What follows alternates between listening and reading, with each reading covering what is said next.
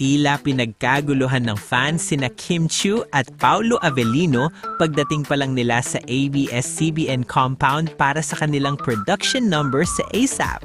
Ayon sa mga nakasaksi, sabay halos dumating ang dalawa at agad napansin ng fans ang kanilang nakakakilig na presensya, dahilan para magtilian at maglabasan ng mga cellphone.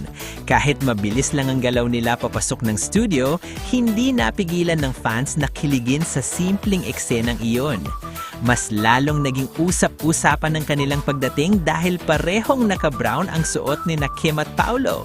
Para sa Kim Pao fans, swak na swak at bagay na bagay raw ang kanilang outfit na tila hindi sinasadyang nag-match. May ilan pang nagsabing parang couple look daw ang dating kahit pa walang kumpirmasyon at mukhang very natural lang ang peg ng dalawa. Sa social media, agad kumalat ang mga kwento at reactions ng fans na nakakita sa kanila sa studio. Marami ang nagsabing hindi lang sa stage ramdam ang chemistry ng Kim at Paulo, kundi pati off-cam.